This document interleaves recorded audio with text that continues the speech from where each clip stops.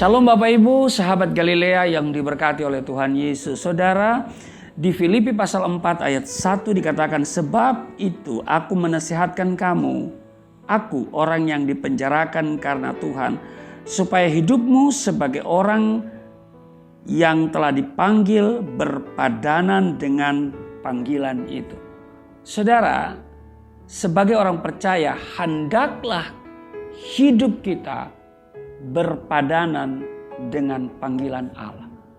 Rasul Paulus menasihatkan, temukanlah panggilan itu, sebab di dalam panggilan itulah terkandung makna kehidupan. Allah telah merancang kehidupan setiap orang.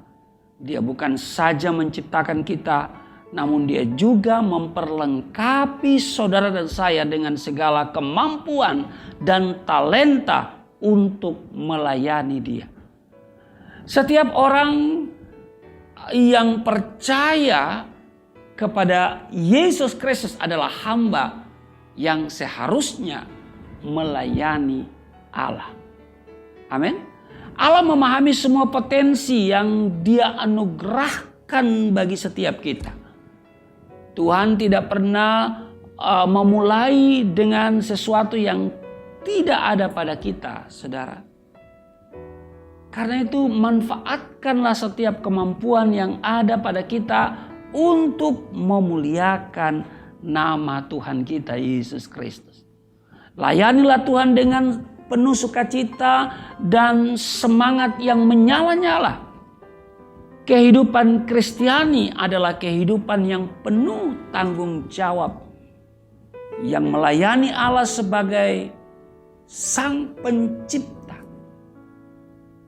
Alkitab mencatat cerita tentang Dorcas yang diingat karena kebaikannya dalam melayani sesama. Peliharalah kesatuan roh di dalam jemaat, saudara. Bangunlah kesatuan di antara setiap orang percaya. Allah yang mempersatukan tidak menjadikan denominasi sebagai kriteria saat Ia datang kembali. Amin. Karena kita adalah satu tubuh di dalam Kristus.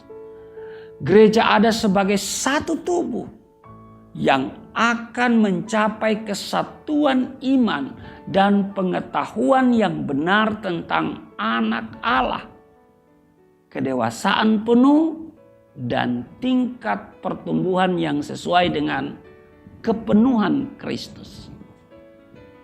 Itu kalau kita lihat di ayatnya yang ke-13 di Filipi atau Efesus pasalnya yang keempat, ayatnya yang ke-13.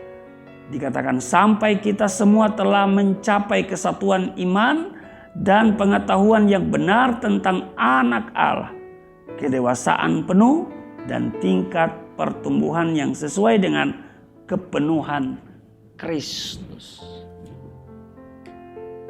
Allah juga memberikan 5 jawatan untuk memperlengkapi orang-orang kudus bagi pekerjaan pelayanan, bagi pembangunan tubuh Kristus.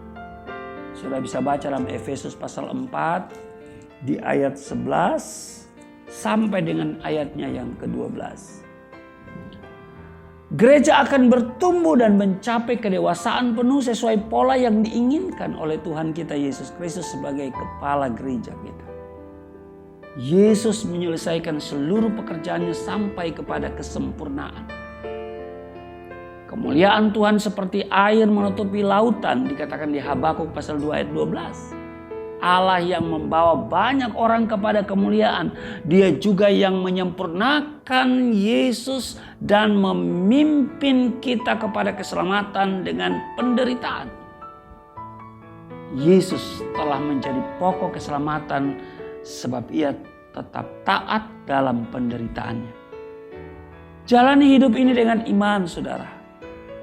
Naikkanlah syukur senantiasa sebab Allah merancang kebaikan bagi setiap orang yang percaya kepadanya.